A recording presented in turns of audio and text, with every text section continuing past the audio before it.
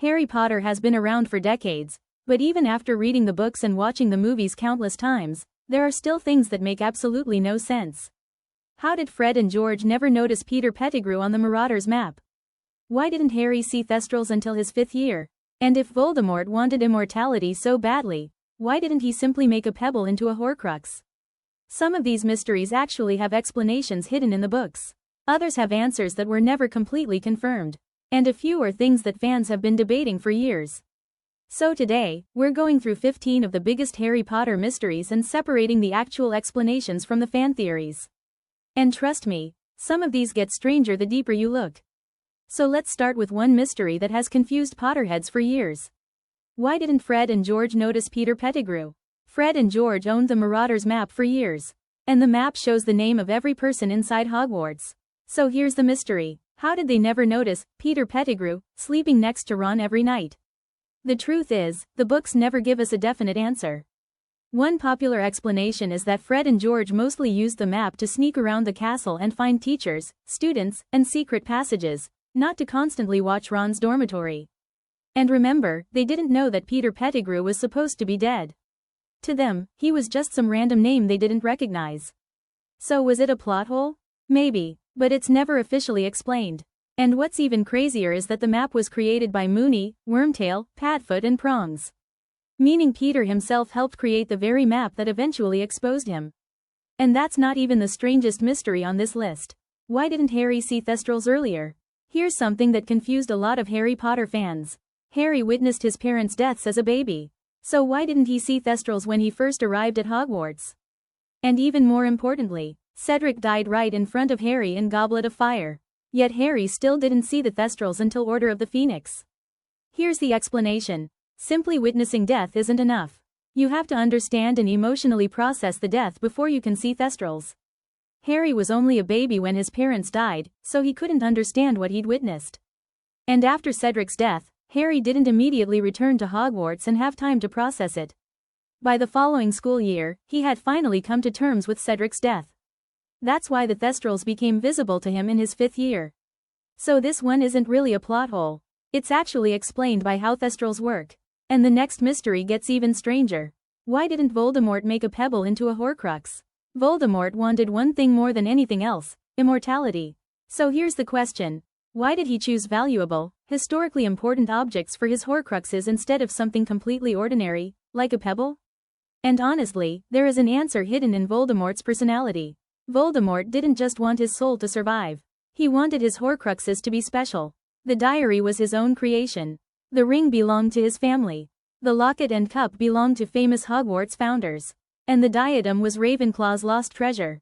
Voldemort was obsessed with legacy, power, and magical history. A random pebble could theoretically work as a hiding place, but it wouldn't mean anything to him. In fact, choosing ordinary objects would have made his Horcruxes much harder to identify, but Voldemort's arrogance was part of his weakness. He wanted his Horcruxes to reflect his greatness. And that's exactly what helped Harry figure out what they were. But here's where things get really interesting. Voldemort's most unexpected Horcrux wasn't an object at all. It was Harry. If basilisk venom destroys Horcruxes, why didn't it destroy the Horcrux inside Harry? Here's a mystery that seems almost impossible. We know that basilisk venom can destroy Horcruxes. Harry used a basilisk fang to destroy Tom Riddle's diary, and Ron and Hermione later used the same venom to destroy other Horcruxes. So when the basilisk bit Harry in the Chamber of Secrets, why didn't the venom destroy the piece of Voldemort's soul inside Harry? The answer is actually pretty clever. The venom did destroy the Horcrux inside Harry. Harry himself survived because Fawkes' tears neutralized the basilisk venom before it could kill him. So, for a brief moment, the situation was basically this. Harry's body was dying, but the Horcrux inside him had already been destroyed.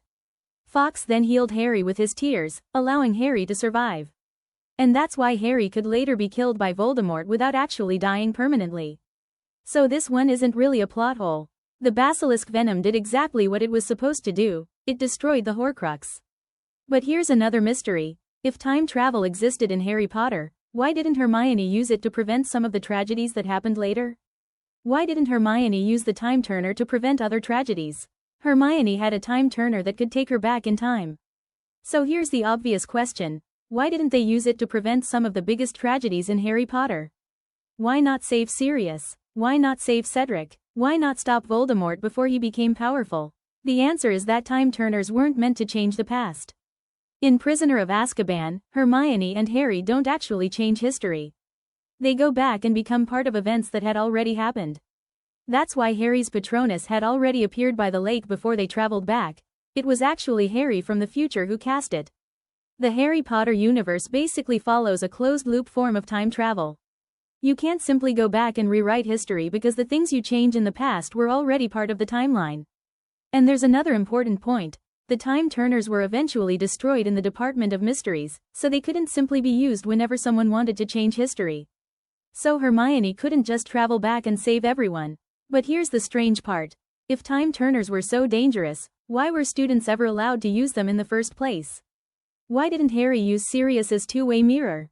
Sirius gave Harry a magical two-way mirror that could let them communicate instantly. So when Harry became desperate to contact Sirius, why didn't he use it? Especially when Harry was worried that Sirius was being tortured by Voldemort.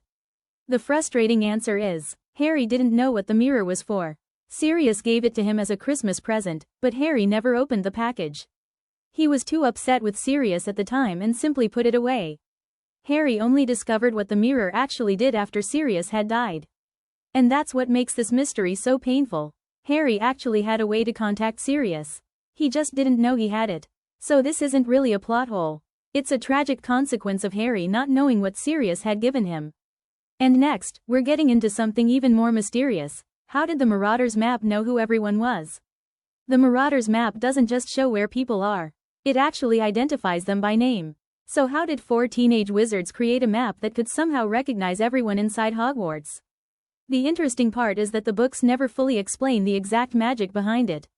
We do know that the map was created by James Potter, Sirius Black, Remus Lupin, and Peter Pettigrew, all of whom were exceptionally talented in magic. The map also contains powerful enchantments that allow it to detect people throughout Hogwarts and identify them, even when they're using disguises or hiding. That's why it could identify Peter Pettigrew, even though he was disguised as Scabbers. But here's the really strange part. Snape knew the map existed, yet he never seemed to figure out how it worked. So the exact mechanism remains one of the mysteries of the wizarding world. We know what the map can do. We just don't know exactly how 4 students managed to create something that powerful.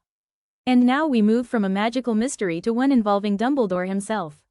Why didn't Dumbledore tell Harry everything from the beginning? Dumbledore knew something Harry didn't. He knew about the prophecy. He knew Voldemort had created Horcruxes. And eventually, he realized that Harry himself carried a piece of Voldemort's soul. So why didn't he simply tell Harry everything from the beginning? The answer is partly because Dumbledore was protecting Harry. He knew that if Harry learned too much too early, he might become obsessed with the prophecy or make dangerous decisions before he was ready. But there was another reason. Dumbledore needed Harry to choose to face Voldemort. He couldn't simply order Harry to sacrifice himself. Harry had to understand the situation and make that decision himself. And Dumbledore also knew that Voldemort could potentially access Harry's mind. Revealing everything too early could have put Harry in even greater danger. So Dumbledore's secrecy wasn't completely pointless. But it also had consequences. Harry spent years feeling that Dumbledore didn't trust him, when in reality, Dumbledore was trying to prepare him for the hardest choice of his life. And that leads to another question. Why didn't Voldemort realize Harry was destroying his Horcruxes? Voldemort and Harry had a powerful mental connection. Harry could sometimes see what Voldemort was seeing and even feel his emotions. So here's the question. If their minds were connected, why didn't Voldemort realize that Harry was hunting and destroying his Horcruxes? The answer is that their connection didn't work like a constant magical phone call. Harry could sometimes enter Voldemort's mind, but Voldemort couldn't automatically see everything Harry was thinking or doing. And after Voldemort returned to his body, he became increasingly overconfident. He believed his Horcruxes were so well hidden that nobody could possibly find them all. There's also something Voldemort never understood. Harry's connection to him was partly caused by the piece of Voldemort's soul inside Harry. Voldemort didn't fully understand that connection himself, so he never realized what it truly meant. His greatest weakness here wasn't a lack of power. It was his arrogance. He couldn't imagine anyone being clever enough to discover his secret. And that brings us to one of the biggest mysteries of the entire series. How did Harry survive the killing curse in the Forbidden Forest? In the Forbidden Forest, Voldemort points his wand at Harry. and uses the killing curse. Harry falls to the ground. So how did he survive? The answer is one of the most important details in the entire story. When Voldemort returned to his body using Harry's blood, he accidentally carried Lily Potter's protection inside himself. That meant Lily's protection was still connected to Harry. But there's another layer to it. When Voldemort cast the killing curse in the forest, it destroyed the piece of Voldemort's soul living inside Harry. Harry's own soul survived, so Harry was given a choice. He could move on, or he could return to his body. And Harry chose to return. Voldemort thought he had finally killed Harry. But he had actually destroyed the part of himself that was keeping Harry connected to him. And now comes another mystery involving the most powerful wand in the wizarding world. Why did the Elder Wand choose Harry instead of Voldemort? Voldemort believed he had finally mastered the Elder Wand. He had taken it from Dumbledore's tomb, and later he even stole it from Harry's hands. So why didn't the Elder Wand actually obey him? Because Voldemort misunderstood how wand allegiance works. The Elder Wand doesn't simply belong to whoever physically possesses it. Its loyalty changes when its previous master is defeated. And that's exactly what happened with Dumbledore. Before Snape killed Dumbledore, Draco had disarmed him, which made Draco the Elder Wand's true master. Later, Harry defeated Draco and took his wand. Without even realizing it, Harry became the master of the Elder Wand. So when Voldemort tried to use it against Harry, the wand was never truly his. It refused to kill its actual master. Voldemort had the Elder Wand in his hand, but Harry had its loyalty. And that's why Voldemort's own killing curse ultimately destroyed him. But there's still a mystery about Hogwarts itself. How did nobody discover the Chamber of Secrets for 50 years? The Chamber of Secrets was supposedly hidden for centuries. But here's the strange part. How did nobody discover its entrance for 50 years after the last attack? The entrance was hidden inside a bathroom at Hogwarts, behind a sink. But the important detail is that the chamber could only be opened using Parseltongue. Tom Riddle was a Parselmouth, which is why he could open it. And when Harry opened it, he could only do so because he could speak Parseltongue too. So even if another student somehow found the entrance, they wouldn't necessarily know how to activate it. There's also no indication that ordinary Hogwarts students even knew what they were looking for. So the chamber wasn't simply a secret door waiting to be discovered. It was a hidden entrance protected by a very specific magical requirement. That makes this mystery less of a plot hole and more of an example of just how carefully Salazar Slytherin hid the chamber. But now let's move to something much bigger. Why couldn't the Ministry simply track Voldemort? Voldemort was one of the most wanted wizards in the entire world. So here's the question. Why couldn't the Ministry of Magic simply use magic to find him? They had magical objects, spells, auras, and even powerful tracking methods. So why did Voldemort manage to disappear for years? The key is that there wasn't some magical spell that could simply reveal the location of any wizard anywhere in the world. Magic has limits. Voldemort also spent years hiding, using followers, disguises, and places that were protected by powerful magic. And after his return, he deliberately avoided exposing himself until he had rebuilt his power. The Ministry's biggest problem wasn't necessarily that they couldn't use magic to search for him.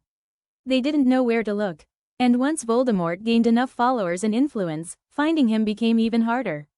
So this one isn't really about the Ministry lacking powerful magic. It's about there being no magical GPS that could simply point to Voldemort. But our next mystery is much more personal. Why don't wizards use magic to solve everyday problems? Wizards can teleport, make objects appear out of nowhere, heal injuries, and even travel through time. So why do they still do so many ordinary things the Muggle way?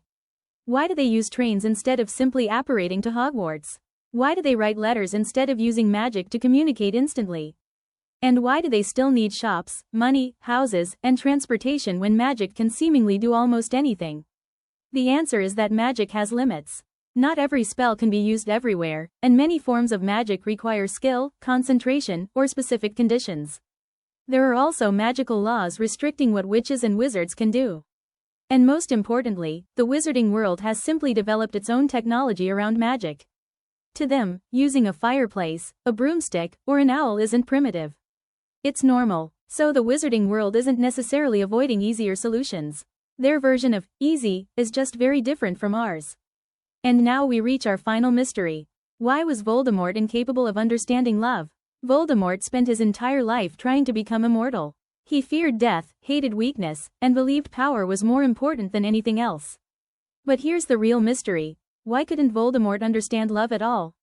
Voldemort was born from a relationship created by a love potion, and his mother died shortly after giving birth to him. He then grew up in an orphanage without a loving family. As he grew older, he became obsessed with power and completely rejected the idea that love could make someone stronger. That's why he never understood Lily's sacrifice. He thought Harry survived because of some powerful spell, but it was love.